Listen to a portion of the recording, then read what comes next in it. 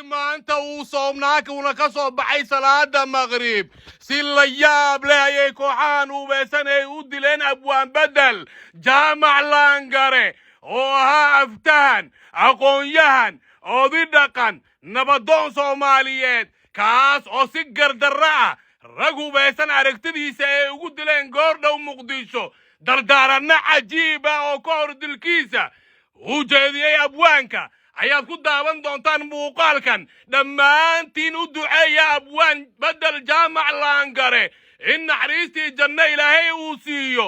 dambigiisana ilaahay uu dhaafo gadaashiisana dhammaanteen rabbi subxaanahu wa tacaala nama fidneeyo dhammaantiinana muuqaalka laagta saara siina sheergareeya rabbi subxaanahu wa tacaala dhammaanteen umuuraha leenahay ilaahay ha inoo sahlo abwaan bedel jaamac laangare oo ka mid ah aftahanada waaweyn ee Soomaaliyeed ahaana abwaan wax curiya nabadoon odi Soomaaliyeed ayaa goordhow waxaa lagu dilay degmada Kacda ee gobolka Banaadir dhalinyaro ku ubeesan bastoolado ayaa masaajidka hortiisa ku toogtay abwaan bedel laangare oo xilliga xabadaha ay ku sii dhacayeen ku dhawaaqaya shahaadateynka abwaan bedel laangare salaada maqrib ayuu soo tugtay xilliga la dilayay wuxuuna soomnaa soonka bisha Ramadaan 10 dhexe oo xilli gabagaba ah maraysa waxaase la sheegay in salaada jameecada markuu ka soo baxay banaanka masaajidka soo aad uu siirayna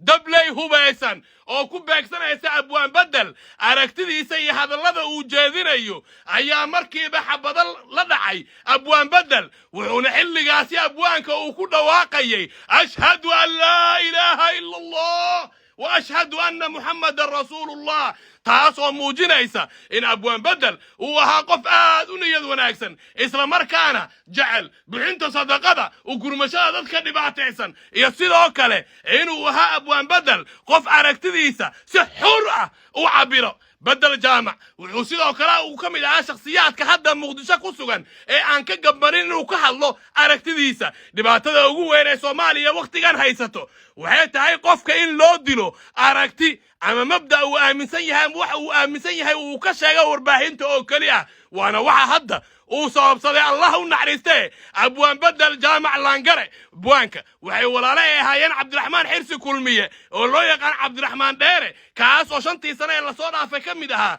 shakhsiyaadka ugu awoodda badan dawladnimada Soomaaliya abwaan bedel wuxuu sidoo kale si weyn u weerari jiray siyaasadda mucaaradka hogaamiyaasha mucaaradka qaarkood uu u sheegi jiray aragtida uu aaminsan yahay ay soo isla markaas qalad uu arkay qaabka waxay u wadaan wax sida uu aaminsanaa abwaanka la dilay rabbi naxariistii janno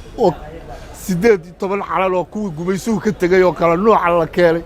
aad bay ii dhibaysaay adeerow iga daayay su'aal dambe iga way wax ku hadla ma garanayo waa dalkayga iyo dadkayga iyo diintaydii eber maanta meelaan u dhaqaaqa male magacaygu waa nabadoon bedel jaamac xirsi bedel laangare adeer marka aan ka hadlo arrintan aad ii soo jeediseen aasaaskii calanka Soomaaliyeed iyo gobonnimo doonkii iyo halgankii loo maray iyo dhibkii dadka Soomaaliyeed uu soo maray gobonnimadan iyo calankan maanta la harsanayo wax la soo koobi karo ama hadal lagu idlayn karo ama maaragtay munaasabad lagaga sheekayn karo ma aha adeer kumaankum qof oo Soomaaliya ayaa u dhintay calankan kumaankum qofna waa u naafoobeen kumaankum qofna waa u xoolo beeleen saas marka ay tahay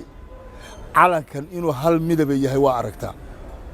halka midaba dawladaha adduunka oo dhan bal u fiirsada calaamadoodu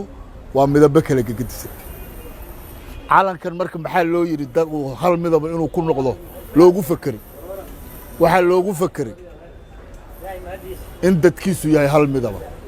in dadkiisu yahay hal diina in dadkiisu yahay hal dada in dadkiisu yahay hal dala geeska Djibouti Soomaali galbeed NFD inta Soomaalidu degto yaa la maray gaaladu sahan ku martay dhan walba ka eegeen wax aan ku kala duwanahay waaye Soomaali markii la yiri jumciyadihii xisbiyada ahaa oo halgamayay keena calan nin walba calan 3 qayd loo keena oo calaamadii gumaystiga oo kala الله u naxariistay cawaale ninkii la dhihi jiray oo reer gaalkacyood oo harqaanle aha dawaarlu aha harqaanle yaa calankan yidhi war innagu maadaamaan isku midab nahay oo isku dhaqan nahay oo isku diin nahay calan isku midaba asamaysan waaye madowga maxaa laga fakeray cirka uu eg yahay inaynu afrika nahay afrikana aan ka nahay Soomaali xidigtan shanta geesina ay tahay shanta Soomaaliya loo qaybshay Soomaaliya markii hore Berlin lagu qaybsanaya Afrika qaybtii la qaybsaday ku jirta mar labaad baa la qaybsho waxa la yiri dadkani haday aakhirkooda hal dawlad noqdaan dawlad weyn baa ka soo bixi meesha see loo galaa shan meelood loo qaybiyo shan qabiil baa loo kala qaybshay gobol waa la kala jaray sayba ilaahay ha u naxariisto naxariisti janna Allah ka waraabiyo marka dawladdaas dawlad sharaf leh oo caalamka dhan laga hibaysto oo karaamo leh ayay ahayd waxaan ku xasuustaa Afrikada madow ciidanka ugu adag bay lahayd ciidanka ugu sareeyay lahayd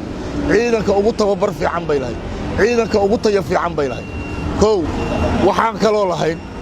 maalinta loo kaleeto loo yacado iyo ilaa raas gambooni inta ka dhaxlay degmo iyo tuulo waa laga dabaaldegi jiray dadka waxay moodi jirtay in qof walba la yiri dambigaagii hore iyo kaagi dambaba waa la dhaafay waxa ka soo haray caalamka hawadeena marka dalka diyaaradii soo galayso 5 daqiiqo haday hawada soo gasho Soomaaliya bartay joogtaa lagu qarxin jiray balda dhaxmar ay dhaxmartay maanta hawadeena meel walba cid faraqsanaysa badeena meeshii ay hawada ka soo galo badeena tank markabka soo gala bartu maraya lagu joojin jiray hadduu isdiidana meeshiisa lagu qarxin lahaa dawlad waxaanu lahayn xuduudaheeda badda iyo hawada iyo birriguba u xiran yahay dawlad waxaanu ahayn caalamiya shanta Soomaaliya sharciga Maxamed Siyaad Barre wuu ka hirgalay ninka nin dila ee ku dila jigjiga ama ku dila fiiq shacabka reer baadiyaha Itoobiya xukunto halka inta laga soo qabtaa tiirka la taagay gaarisa ninka nin ku dila oo shacaba ama wax ku dhacay inta gaarisa laga soo qabto oo baadiyaha laga soo qabtaa tiirka la taagay shanta Soomaaliya ka hirgalay aad ma fahanto horta wanaagiisa waxa kamid ah oo ku xasuusan karnaa 80% wuxuu gaarsiiyay Soomaalida miyi iyo magaalo inay waxna qoraan waxna aqriyaan wax ka fiican ma jira jahliga oo laga baxo koow wuxuu soo saaray wax soo saarkii dalka maalintii uu dalka qabsaday dalku laba warshadood buu lahaa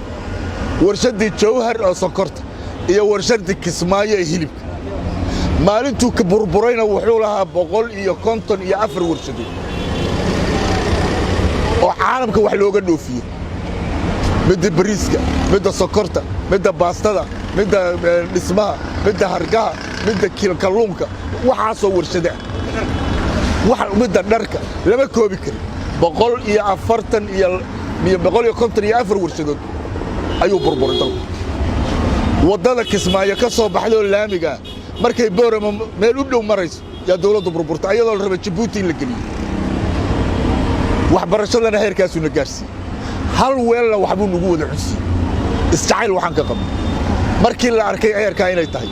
yaa waxa la yiri hal la baabi'iyo haday tani sii jirto Afrika oo dhan bay qabsanaysaa khaladaadka uu galay marka bini aadamku waa khaldama ilaahay baan khaldamin waa khaldamay wadaadadii uu laayay khalad bay ahaayeen aayadii diinta ahayduu nasakhay khalad bay ahay ya shuuci baanu ahaynoo gabdhaha iyo wiilasha surwaal iyo kabo iyo buuda inta loo xiray shaar waxa wada barteen rag iyo dumarku waxa soo waa khaladaan laakiin wuxuu falayba oo taray iyo wuxuu noo geystay iyo wuxuu na taray ba ka badan horta adeer ninkii maanta doorashada ka cawda waa khaldanya ninkii yiraahdo doorashada waa la boobay iyo doorashada waa khaldan tahay waa nin khaldan yaan anigu arkaa sababtoo ah doorashada magaceedaaba waxa la yiraahdaa boob furan aad ma maqashay horta doorashada magaceeda waxa weeye doorasho daa furan waa tii la lahaa Soomaaliya boob furan bay ahayd macnuhu waa boob furan meel gobolladii baa laga boobayaa xamar baa laga boobayaa meel kasta laga boobayaa ninka cabanaya asaga boobkiisii baa la dhaafay waa nin boobkiisii la dhaafay oo wuxuu booba waayay ka baa cabanayee doorashadu kulligeed waa wada boob horta taasaan ka leeyahay tan labaad beesha reer waqooyi oo halkan ka qayliyaysa erey baan leeyahay boqorka buurmadowna erey baan leeyahay beesha reer waqooyi erey baan leeyahoo waxaan leeyahay reer waqooyiyow haddii qaybtiinna hargayse ka qayliyo oo waabaa nala dilay waabaa nala dhagax tuuray waabaa xabadna lagu riday ka yidhaahdaan qaybna halkan ka qayliso oo ay ka leedahay waa nala boobay doorashadayadii farmaajaa boobay rooblaa boobay ay ka leedahay rag waxaa ugu liitaalaya gartii ciilkayaasha iyo xaloolshilaxyaan goormaad dad noqonaysaan idinku marka oo wax boobaysaan oo wax xukumaysaan oo wax u talinaysaan taana taasaan leeyahay boqor buurmadowna waxaan leeyahay boqor soomaaliyeed oo sharaf leh oo karaamalaa lagugu yiqiin halkan markaad timidna boqorka direed baad sheegatay soomaalina dir baa ugu tirana badan uguna tayo badan 100 nin oo isaaqahoo xamar jooga haddaad heshiisiin weyday oo meel isugu keeni weyday boqornimada aad sheeganaysaa maxay tahay labaa laga ducaystaa 2 shay waxaa laga ducaystaa maxabba aan qalbi ahayn iyo magacaan nacfi lahayn labadaba waa laga ducaystaa ilaahay baa laga magan galaa war magacaaga kor u qaad waxaad heshiisiin leedahay mahdi maxamed guuleed iyo cabdi xaashi ya xalayna mahdi maxamed guuleed waa kii raalligelinta siinaya habar gidir oo dhan oo ra'iisul wasaaraha raalligelin siinaya ma idinkaa khaldan mise asagaa khaldan ma fahanta marka bal idinku doc isugu bayra taana taasaan ka leeyahay beesha habar gidir ra'iisul wasaaraha maanta dalka qaranka Soomaaliyeed waa habar gidir madaxweynaha maamul goboleedkuna waa habar gidir sheekha ciidamada wata ee guraceel fariistayna waa habar gidir cid kale oo la socotaa ma jirto ma fahanta habar gidiray ya salaada naga bixiya haddii kale Soomaali way idinka tegi idinka isugu soo hari meesha bismillaahi raxmaani raxiim horta ilaahay baa mahad iskale idinkana waa idiin mahad celinayaa codka bariga Afrika sida aad bulshada Soomaaliyeed uga danqanaysaan dhibaatadeeda intaa kadib arrimaha galmudug waxaa weeye arrin aad iyo aad noo xanuujisay sida aan u aragno Soomaali oo dhan xanuujisay islaamka oo dhan xanuujisay gobolka oo dhan xanuujisay weeye waa arrin wax allaala waxay ku salaysan tahay mowqif ay ku salaysan tahay iyo weji loo raaco ay ku salaysan tahay waa arrin aan garan weyne arrin qabiil maaha arrin qaran maaha arrin jamhadeed maaha arrin diimeed maaha qofku waa inaad garataa cudurka neefka markuu hayo xoolaha ama qofka la hayaa dawadeeda la gartaa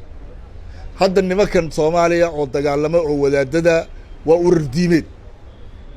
waxbay ku dagaalamayaan ayagu ama khaldan ama saxnaadeen mabda diimeed bay wataan waxay leeyihiin dalka iyaga iyo dadka iyaga diinta ku xukumayna waa waji la yaqaan magac dooniba loo bixiyo laakiin arrinta galmudug ka socota